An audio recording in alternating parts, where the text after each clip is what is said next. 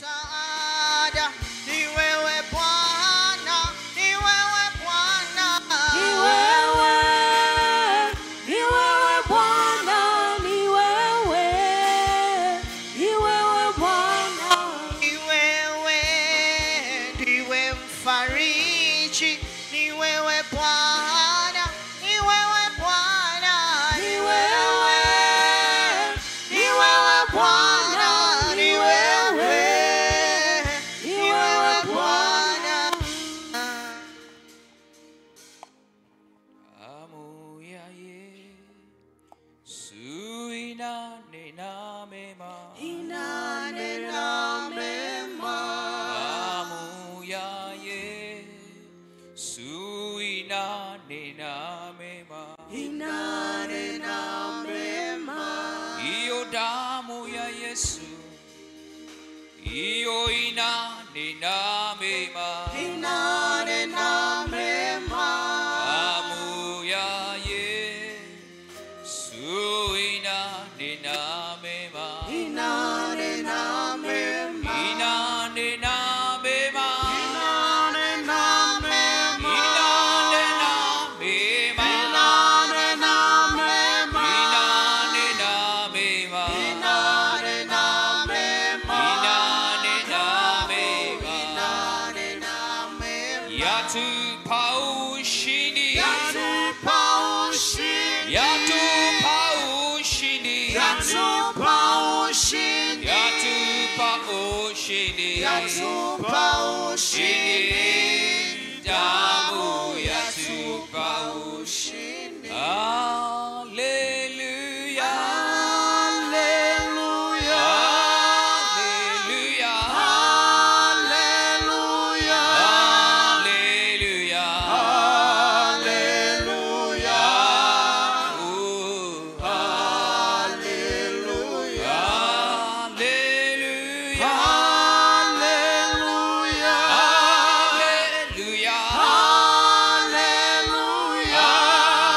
Hallelujah. Hallelujah. Hallelujah. Yatupa ushindi. Yatupa ushindi. Yatupa ushindi. Yatupa ushindi. Damu ya Yesu Yatupa yatupa ushindi. ushindi. Damu Damu yatupa ushindi. yatuweka huru. Yatuweka huru. Yatuweka huru. Yatuweka huru. Yatuweka huru. Yatuweka huru. Damu ya Yesu Yatuweka huru. Nyosha mikono yako juu kwa Bwana. Fuatishe maneno haya. Sema, Bwana Yesu, asante kwa jioni hii. Asante kwa nafasi ambayo umenipatia. Katika jina la Yesu ninajiweka wakfu tena, e Bwana, siku nyingine hii.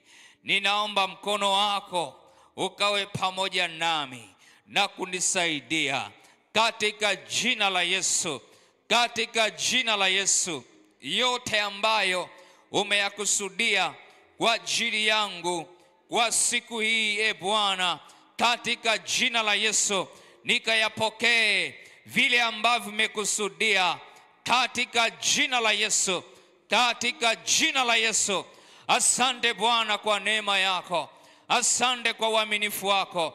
Nipo tayari, e Bwana, kusikia kutoka kwako katika jina la Yesu Kristo. Na wote tuseme amen. Unaweza kuketi kwenye uwepo wa Bwana.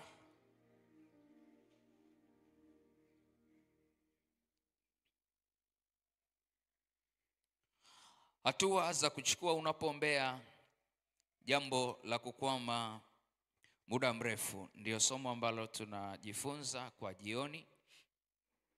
Ndio somo tunalojifunza kwa jioni. Na asubuhi tunajifunza somo linasema ushindi dhidi ya hofu ya mazingira. Asubuhi pamoja na mchana tunajifunza somo la ushindi dhidi ya hofu ya mazingira.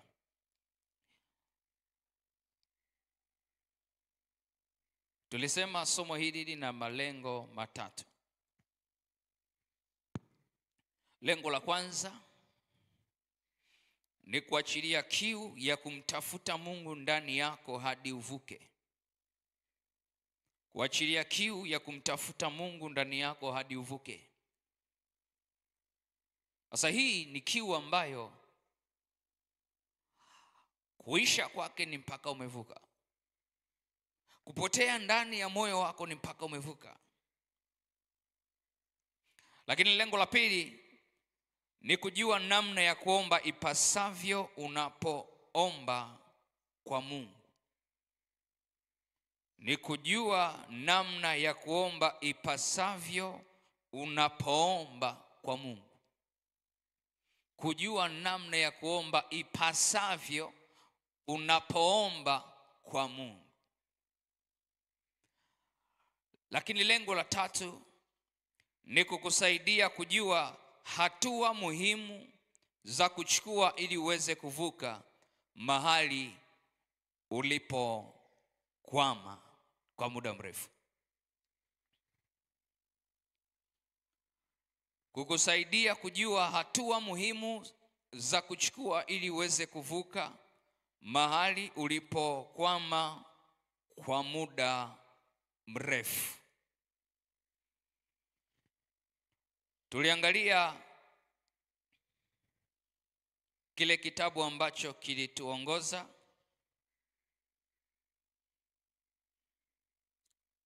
kile kitabu cha Nahum sura ya 1 ule mstari wa 9.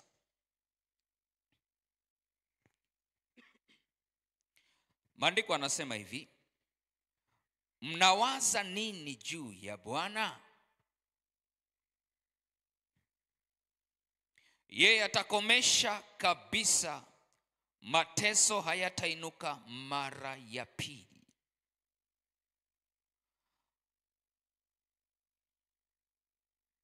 Auoni akiwaeleza juu ya mahali wanapita, anawarudisha ndani ya mioyo yao. Wanawazaje kuhusu Mungu? Ndani ya mioyo yao wamempaje Mungu nafasi ya kwanza kwenye mazingira wanayoyapitia? Ndio wanaona akiuliza swali Nahum ya kwamba mnawaza nini juu ya Bwana? Hakuwauliza kama wanawaza juu ya matatizo yaliyopo.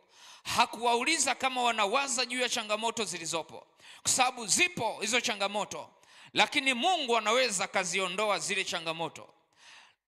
Anajaribu kuwarudisha ya kwamba pamoja na kwamba mnapita kwenye mazingira mnayoyapita, je, ndani ya mioyo yenu mnamwazaje Mungu kwenye hali hii iliyopo?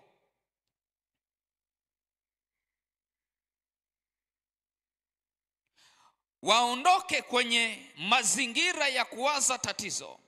Waondoke kwenye mazingira ya kuwaza hali ambayo imetokea, alafu wamweke Mungu kwenye yale mazingira yaliyopo. Maana yake wamtazame Mungu kwenye yale mazingira yaliyopo. Bwana Yesu asifiwe sana. Bwana Yesu asifiwe sana.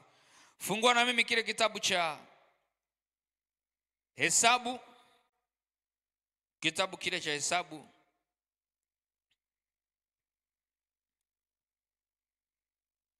kitabu cha Hesabu sura ile ya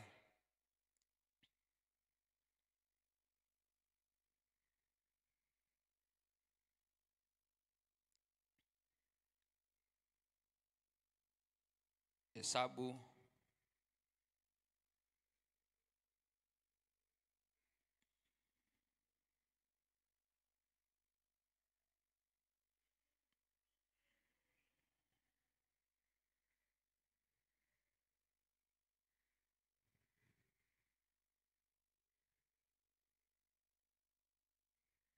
Hesabu 21.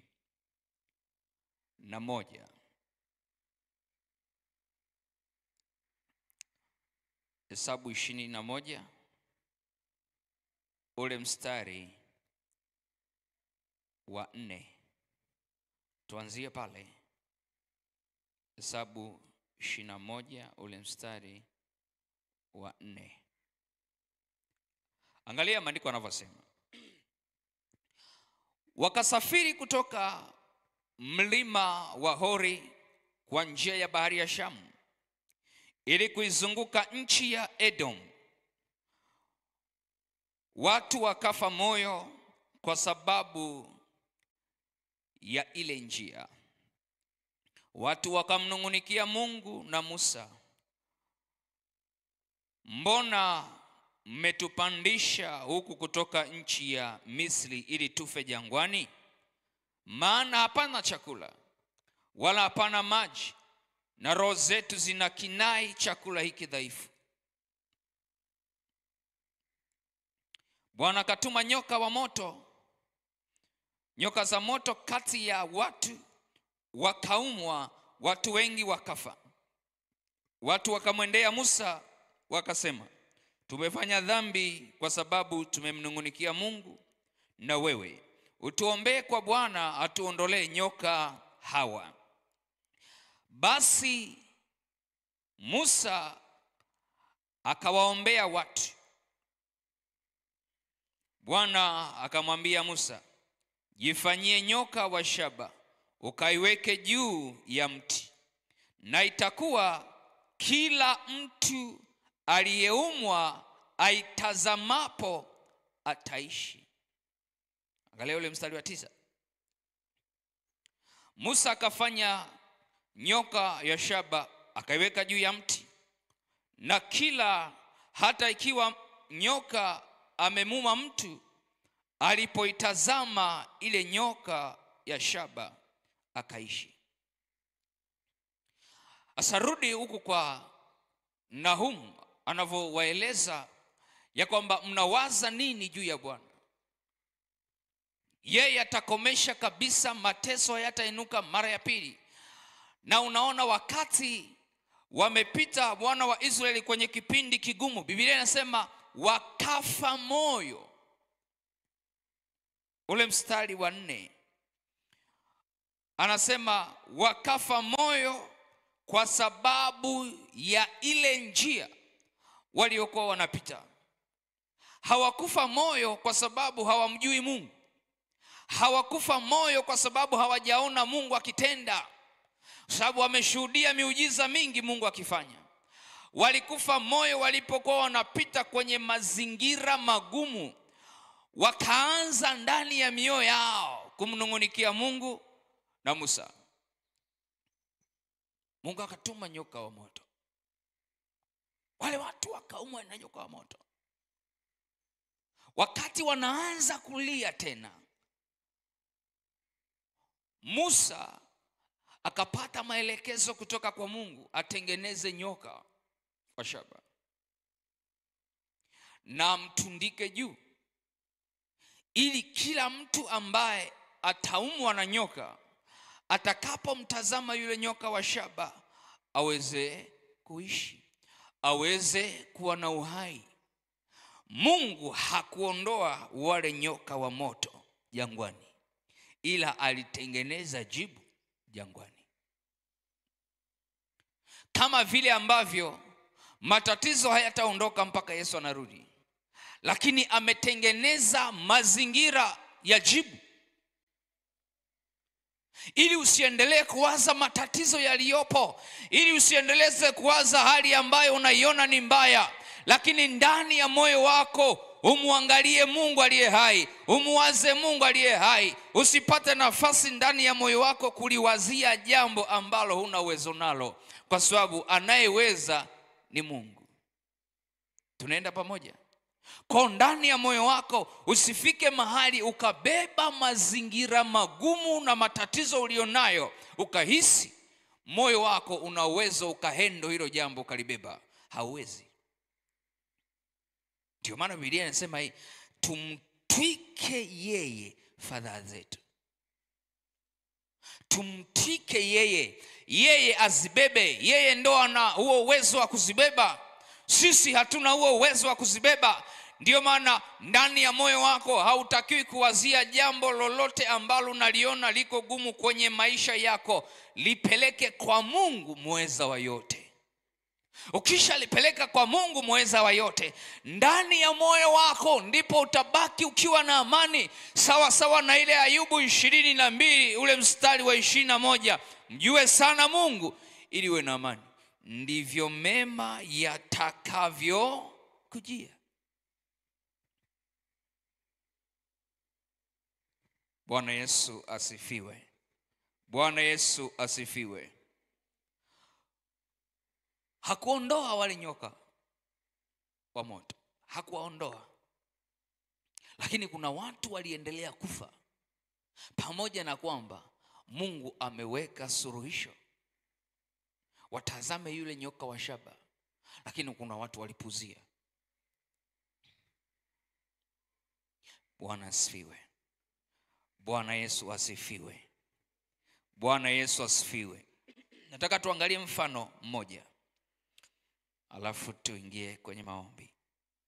Nataka tuwe na muda wa kuomba angalau dakika 15 au 20.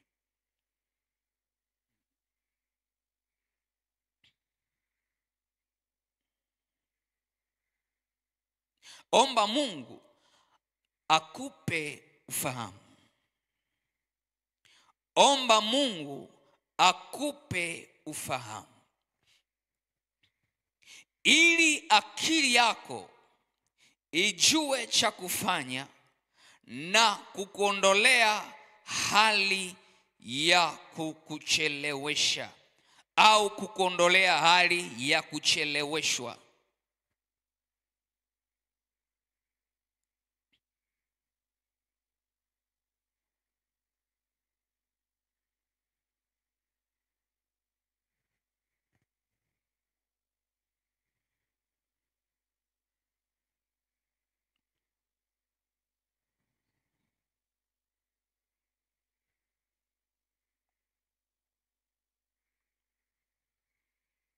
Omba Mungu akupe ufahamu, ili akili yako ijue cha kufanya na kukuondolea hali ya kucheleweshwa au hali ya kukuchelewesha.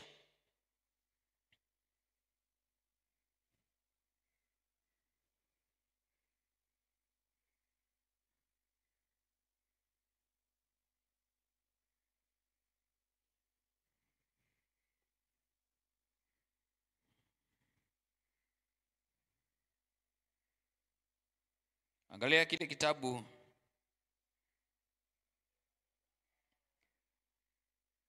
cha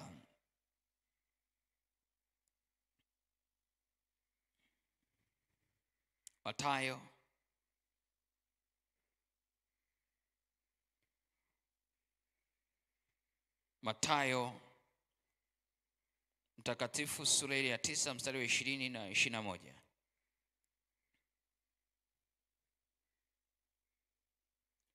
Na kile kitabu cha Luka sura ya 8, Luka sura ya 8 ule mstari wa 43. Luka 8:43. Luka 8:43. Tukianza na ile Mathayo 9:20 na 21. Biblia inasema hivi: natazama, mwanamke aliyekuwa na ugonjwa wa kutokwa damu muda wa miaka 12 alikuja kwa nyuma, akaugusa upindo wa vazi lake, kwa maana alisema moyoni mwake, nikigusa tu upindo wa vazi lake nitapona. Angalia kile kitabu cha Luka sura ya 8 ule mstari wa 43. Na mwanamke mmoja ambaye ametokwa na damu muda wa miaka 12, aliyekuwa amegharimiwa mali zake zote kwa kuwapa waganga, asipate kuponywa na mtu yeyote. Alikwenda nyuma yake, akaugusa upindo wa vazi lake, na mara hiyo kutoka damu kwake kulikoma. Nataka uone yale maneno ambayo yamefungwa pale, anapozungumza ya kwamba aliyekuwa amegharimiwa mali zake zote kwa kuwapa waganga, asipate kuponywa. Muda wake wa miaka 12 ulipita, bado anadili na tatizo moja, na hatuoni ndani ya moyo wake ikitokea hali ya kumtazama Mungu na kumkumbuka Mungu. Unajua kuna kiwango unapita kwenye mazingira magumu, ndani ya moyo wako na ufahamu wako haukumbuki hata hali ya kumkumbuka Mungu. Lile wazo la kusema ngoja nimkumbuke Mungu kwenye hili jambo, ngoja nimtazame Mungu kwenye hili jambo, linapotea. Lakini kinachokuja ndani ya moyo wako ni kutafuta, na uwezo ulio nao kutafuta watu ambao wanaweza kukusaidia. Wakati Mungu anachokitafuta ndani ya moyo wako ni jambo ulilo nalo, ulipeleke kwake yeye akusaidie. Unaona, miaka 12 yote hakumuwaza Mungu. Amekuja kumuwaza Mungu, hela zake zote zimeisha. Ni kama anastuka usingizini, baada ya kuwa tegemeo na tegemezi lake limepotea, kwa sababu alitegemea fedha kwa ajili ya kuwaona madaktari waweze kumponya. Alitegemea hizo. Biblia inasema alikuwa amegharimiwa mali zake zote, ametumia mali zake zote. Biblia inaposema mali zake zote, maana yake ni zote. Amemaliza kila kitu. Ndo ufahamu wake unakuja, sema nikigusa upindo wa vazi la Yesu nitapona. Kwa sababu unaona ni tatizo ambalo halijafungwa kwenye muda, lakini ni tatizo ambalo limetokea, ambalo huyu mtu amekosa ufahamu sahihi wa kumwendea Mungu ili avuke kwenye hilo tatizo. Unajua kilichopelekea? Kilipelekea huyu ndugu, cha kwanza, acheleweshwe miaka 12, yuko kwenye tatizo. Jambo la pili, ilipelekea fedha zake na mali zake zote kuisha, akishughulika jambo moja. Bwana Yesu asifiwe. Bwana Yesu asifiwe. Kwa hiyo akapoteza fedha zake, akakaa miaka 12 na tatizo moja. Unajaribu kuwaza kwa nini miaka yote 12 hajamkumbuka Mungu na kumtazama, lakini akili yake, nina hela, naweza nikawaona madaktari muda wote. Okay, sawa. Mwaka wa kwanza nina hela, naweza kuwaona madaktari. Mwaka wa pili nina hela, naweza kuwaona madaktari. Mwaka wa tatu nina hela, naweza kuwaona madaktari. Mpaka mwaka wa 12 hela zimeisha zote. Ndo unaona akimkumbuka Mungu ni kama anaamka usingizini, lakini hela hamna. Lakini jambo ambalo linaniwazisha, wakati amepona ugonjwa wake wa kutokwa na damu kwa miaka 12, wakati amepona ule ugonjwa wake, amefurahia amepona, lakini yuko kwenye mazingira ya hali mbaya ya kiuchumi. Haoni akimkumbuka Yesu basi amsaidie. Kwa nini? Tunajua ya kwamba Yesu ni vyote katika vyote. Kila unachotaka anakutendea. Mahali imani yako ilipo kwa Yesu ndipo unapata msaada kutokea hapo. Ukimwona Yesu kama mponyaji atakuponya. Ukimwona Yesu kama mfadhili kwenye maisha yako atakufadhili kwenye maisha yako. Ukimwona Yesu kama rafiki atakuwa kama rafiki kwenye maisha yako. Ukimwona Yesu kama baba anakuwa Yesu kama baba kwenye maisha yako, kulingana na namna ambavyo ndani ya moyo wako umemtazama Yesu kwenye maisha yako. Wakati huyu mama anakuja kushtuka, alifanya vile vile. Angalia Yesu alichomwambia, imani yako imekuponya. Haleluya, haleluya, haleluya. Kipindi fulani alinipigia simu daktari mmoja, akaniambia, mwalimu, nina shida. Akanieleza, hivi tunavyoongea ninatumia dawa miaka 4 sasa. Mishipa inayopeleka damu kwenye moyo imeziba, na nimeambiwa natakiwa kwenda India. Alafu sina huo uwezo wa kwenda India. Sema angalau nikiwa na milioni 45 naweza nikaenda India nikafanyiwa operation ili wazibue ile mishipa inayopeleka damu. Unajua, wakati ananieleza hiyo kitu, moyoni nilisikia huzuni. Nikamwambia, ninaomba tupate muda tuombe.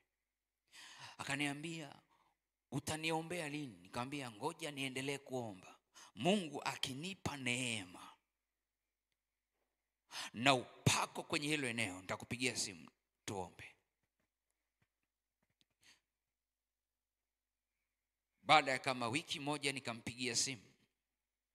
Nikamwambia, uko sehemu nzuri? Akasema, niko sehemu nzuri, nimekuja sehemu kwa ajili ya kuomba. Nikamwambia, basi ninaomba tuanze kuomba. Yuko Dar es Salaam, niko Dodoma. Ninaomba naye kwa simu. Tuliomba kwa zaidi ya dakika 50 mpaka dakika zake zikaisha. Nikaendelea kuomba mpaka ule mzigo ukaisha moyoni. Maombi ninayoyaomba, Mungu azibue ile mishipa ambayo ilikuwa imeziba inayopeleka damu kwenye moyo. Kwa sababu sasa kateseka miaka 4, ni daktari, hana uwezo tena. Tuliomba mpaka ndani ya moyo wangu nikaona uhuru.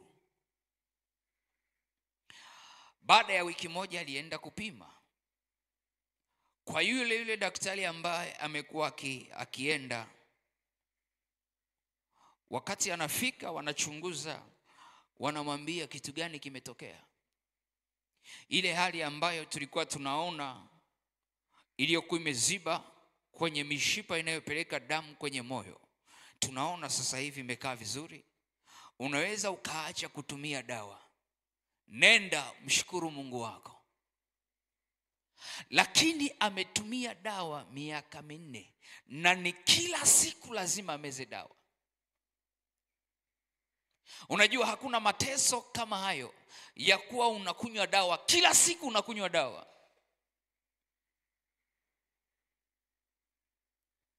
Lakini amekaa nayo miaka 4, 4 years. Na imefika mahali sasa amekata tamaa. Na unajua kuna kiwango ambacho unafika mahali unaweza kukata tamaa kabisa. We are human being. Kuna muda ambao unafika unakata tamaa. Kwa hiyo ndani ya moyo wako ujifunze kumuomba Mungu akupe ufahamu, uweze kujua namna unashughulikia tatizo lililopo. Hilo ni jambo muhimu sana, muhimu sana, ambalo leo nataka tuingie nalo kwenye maombi. Inawezekana ni jambo umetumia nguvu zako, umetumia akili zako, umetumia elimu ulio nayo, umetumia uzoefu ulio nao, lakini kila ukigusa, vijana wanasema hautoboi. Leo nataka tumwambie Mungu kwamba, Mungu, ninaomba unipe ufahamu. Unajua, unaweza ukawa umekwama sehemu miaka 10, miaka 20, Mungu akakupa ufahamu, siku hiyo hiyo ukavuka. Siku hiyo hiyo ukavuka. Akakupa ufahamu, pita hapa, ukapita pale. Unahitaji neno la kwake peke yake la kukusaidia na kuvuka.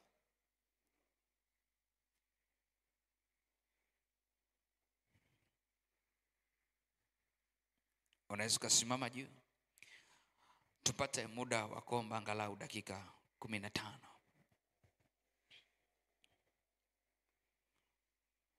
Haya ni maombi ya vita, kwa hiyo ujipange.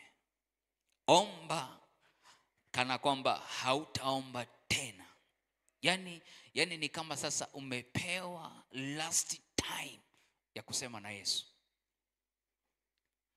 Yani lile neno ambalo umepewa, yani ni kama sasa umepewa the last chance ya kusema na Yesu. Unasemaje naye? Unasemaje naye?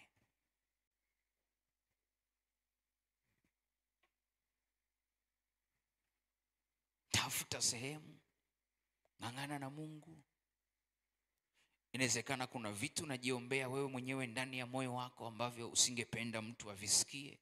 Tafuta tu sehemu, kama ni kwenye kakona fulani, jifungie hapo, lia na Mungu. Lia na Mungu.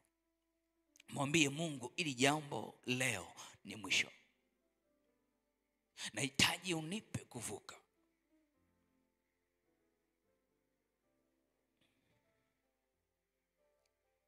Omba kama unazungumza na Mungu, mpo wewe na Mungu wawili.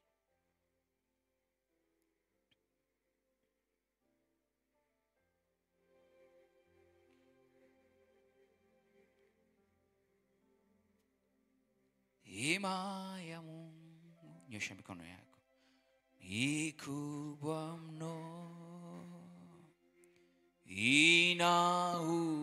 inauisha roho yangu, ninakusifu na kushukuru, na kuinulia mikono yangu. Neema ya Mungu, neema ya Mungu, Baba ni kubwa mno, inauisha roho yangu, ninakusifu na kushukuru,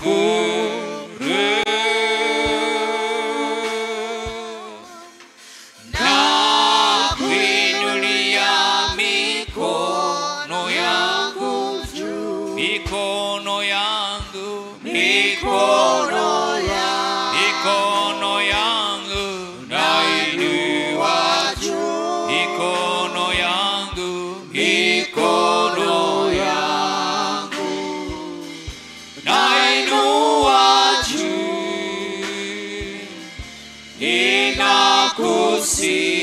ninakusifu na kushukuru,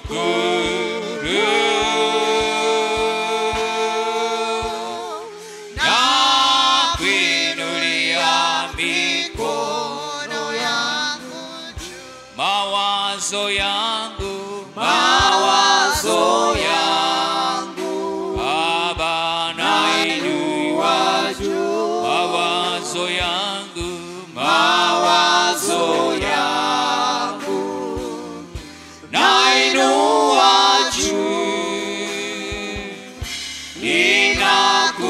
ninakusifu Baba na kushukuru,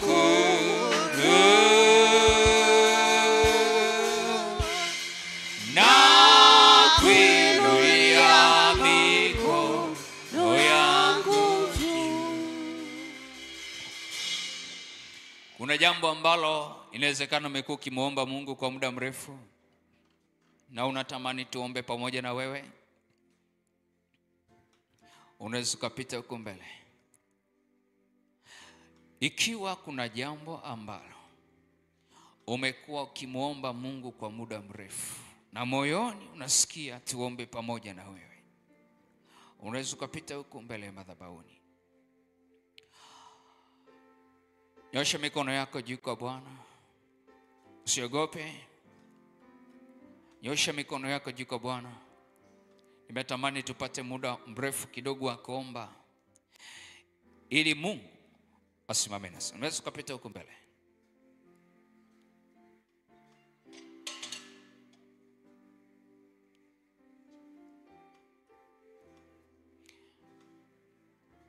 Jiachilie kwa Mungu, usiogope.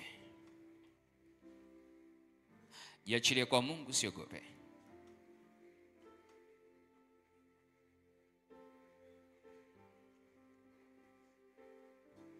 Naomba mpatie maiki mwalimu pale. Jiachilie kwa Mungu, jiachilie kwa Mungu. Na mpaka kule nyuma, vile unasikia ndani ya moyo wako, ukisikia kupiga magoti kuendelea kuomba, usizuie kile ambacho unasikia ndani ya moyo wako. Unapotii na kutekeleza kile ambacho unasikia ndani, ndipo ambapo unaona ushindi. Ushindi unakuja baada ya kusikia kile ambacho Mungu anakutazamisha. Jiachilie kwa Bwana. Mimi na moyo wako kwa Bwana. Yeye anaangalia ndani ya moyo wako. Anaangalia kiu ulio nayo. Anaangalia vile ambavyo unamtazama. Anaangalia namna ambavyo umejiachilia kwake.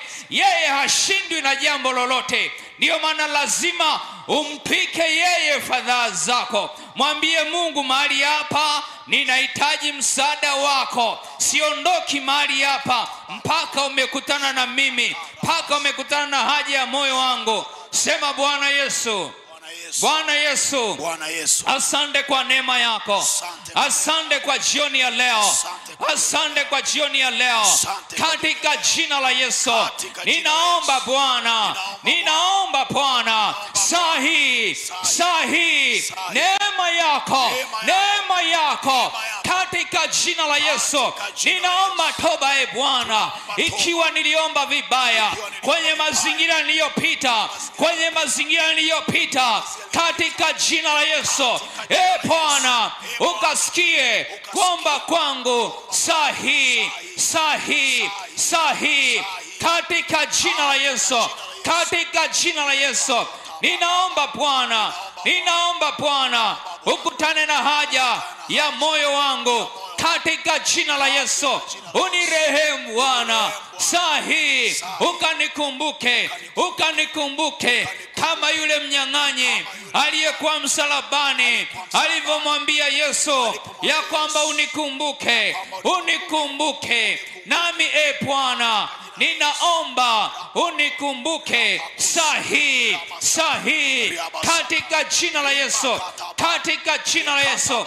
Ndio, endelea kuomba sasa. Baba, achilia neema ya kwako tena katika jina la Yesu Kristo Nazareth ali hai. Ripoko sakataradabaya rikashanda rabakolia masaka.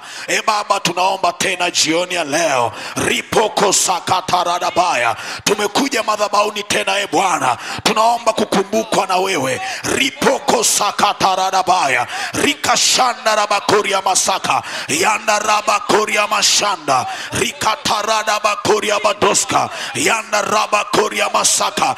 Baba, uliyemkumbuka yule aliyotokwa na ile damu miaka 12, Mungu ulimkumbuka Baba,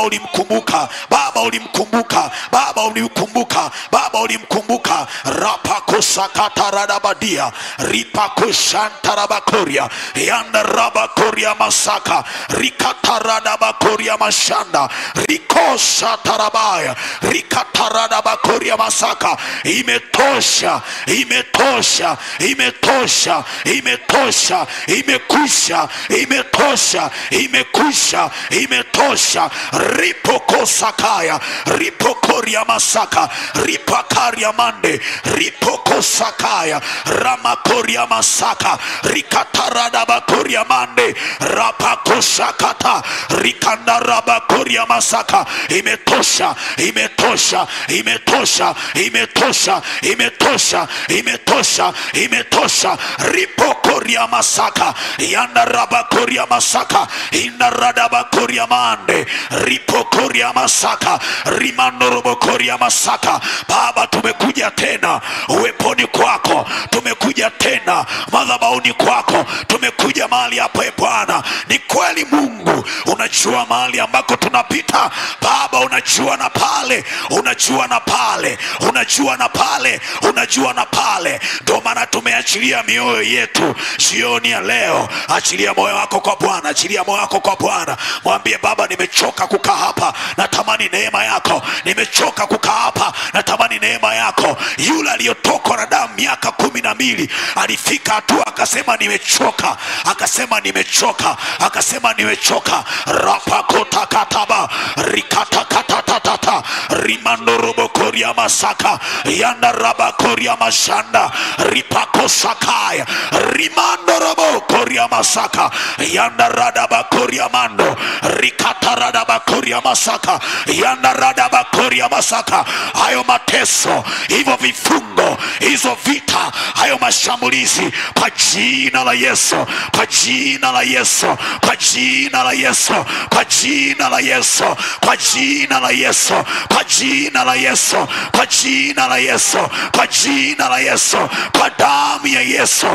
Repokoto riamakaraba koria yandarapa koria masaka yandaraba koria masaka. Endelea kunena, nena, nena, nena. Mkumbushe Bwana, mwambie Bwana, mwambie Bwana, mimi sio wa kuwa hapa, mimi sio wa kukaa hapa. Ninakataa hali kwenye biashara yangu, ninakataa hali kwenye familia yangu, ninakataa hali kwenye ndoa yangu, ninakataa hali kwenye uchumi wangu. Rapa koria makoria masaka rekatarada bakoria mando ripokosakata isandaraba koria masaka.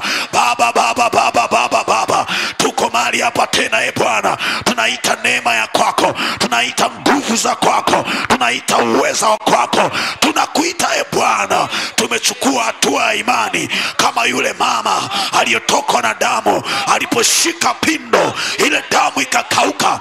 Bwana alichukua hatua ya imani, na sisi jioni ya leo tumechukua hatua ya imani kuisogelea madhabahu katika jina la Yesu, katika jina la Yesu, katika jina la Yesu, katika jina la Yesu, katika jina la Yesu.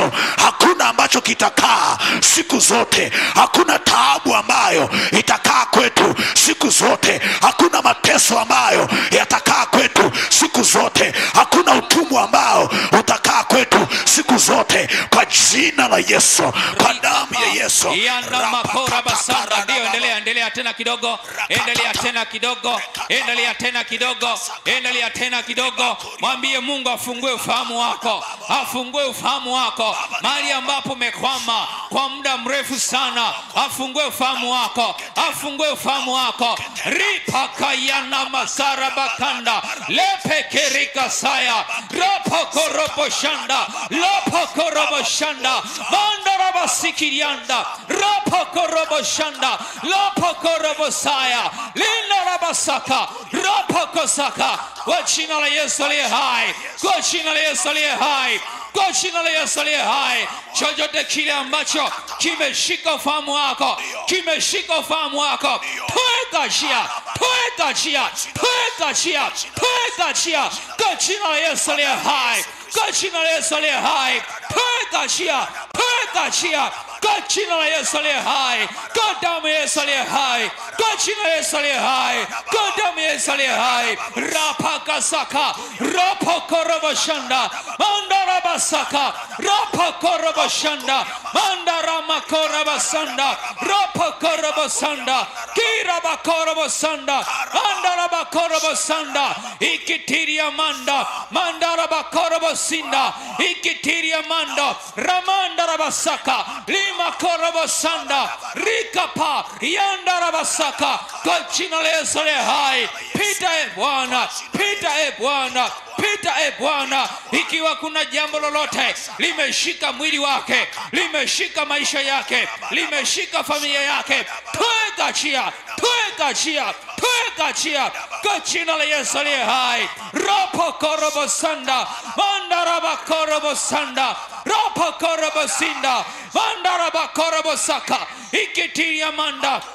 mandaraba korobosikirianda rikapa yandara makorobosika. Endelea usinyamaze, endelea usinyamaze kidogo tena, endelea usinyamaze kidogo tena. Rapokosaka rapokosaka rapokosaka kwa jina la Yesu aliye hai, kwa jina la Yesu aliye hai. Kamba za ukoo wako, kamba za kwenye familia yako, toeka kwa jina la Yesu aliye hai, toeka kwa jina la Yesu aliye hai, toeka kwa jina la Yesu aliye hai.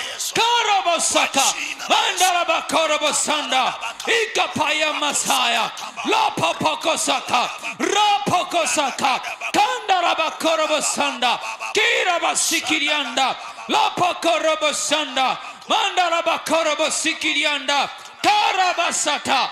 Wewe ni Mungu aliye hai. Asante Bwana kwa uaminifu wako, asante kwa rehema zako Kristo, katika jina la Yesu Kristo aliye hai. Asante Mungu kwa uaminifu wako. Pokea heshima zote Bwana, katika jina la Yesu aliye hai. Asante Kristo kwa uaminifu wako. Asante kwa sababu umetusaidia Bwana. Asante kwa sababu umetusaidia Bwana.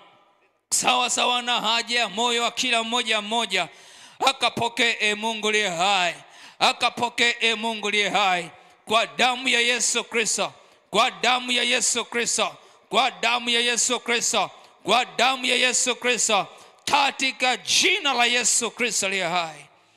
Karobosako robokora basika korabakanda rabakorobosaya. Hallelujah, hallelujah. Korabasaka ramakorobosikirianda mandarabakorobosikirianda lina makorobosikirianda mandaramakorobasikirianda romokorabakorabasandaramakorobosia lina makorobosikirianda robosa ina makorobokorabasakarabakorobosika mandarabakorabasanda indiriandarabakanda robosa mandara bakora basikirianda mandara mandora basala bakando robosa ina makora basikirianda rabasala bakando mandara basikirianda robosa. Wewe ni mwaminifu sana Bwana, macho yetu yamekutazama wewe. Mando robokora basaya mandara mandoro bosikirianda rabasa mandara basikirianda robosikirianda. Wengine hawana msaada popote Mungu aliye hai. Mandara mandoro bosala bakanda rabasala bakanda mandoro bosikirianda rabasala bakanda mandara basako robosikirianda robosa kira bakora basanda ramakoro bosikirianda rabasaka. Kwa damu ya Yesu Kristo aliye hai, kwa damu ya Yesu Kristo aliye hai, pita kwenye maisha yao tena, pita kwenye maisha yao tena, pita kwenye maisha yao tena, pita kwenye maisha yao tena, pita kwenye maisha yao tena, kwa damu ya Yesu Kristo aliye hai. Ripo korobosaka ramandorobosika. Sante Kristo kwa neema yako, sante kwa uaminifu wako, katika jina la Yesu Kristo. Unaweza kurudi kwenye uwepo wa Bwana kama unasikia moyoni uhuru, lakini kama unasikia kuendelea kuomba, endelea kuomba. Kama unasikia kuendelea kuomba, endelea kuomba. Usipate haraka ya kutoka, Endelea kuomba, usitoke kwenye uwepo wa Mungu.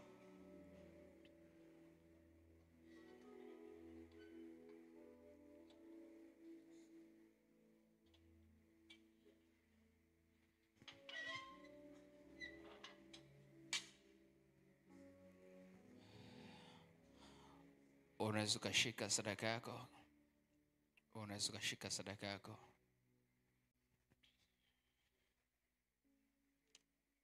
Unaweza kushika sadaka yako kama unayo.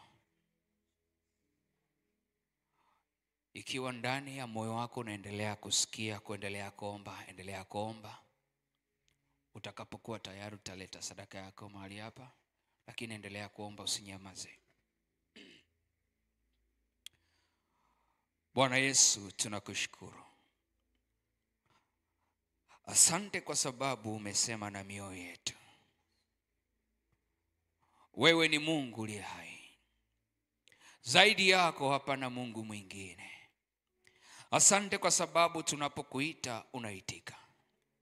Asante kwa sababu tunapokulilia unaitika.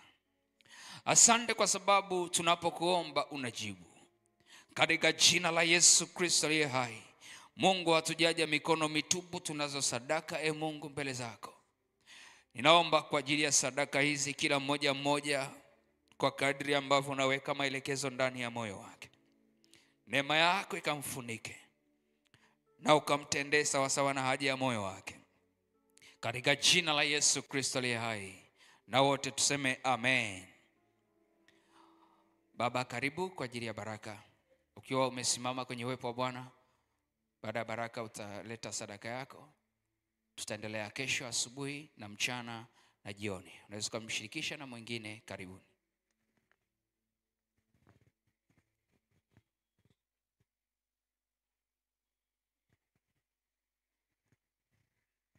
Bwana wa Mungu, na kwa maombi haya tuliomba na tupokee baraka za Mungu wetu.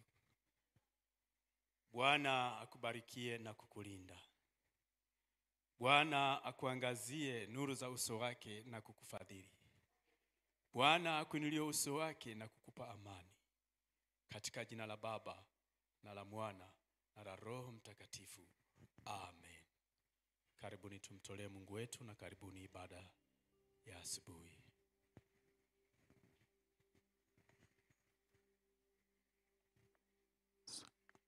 Nasema asante kwa Mungu wangu. Nasema asante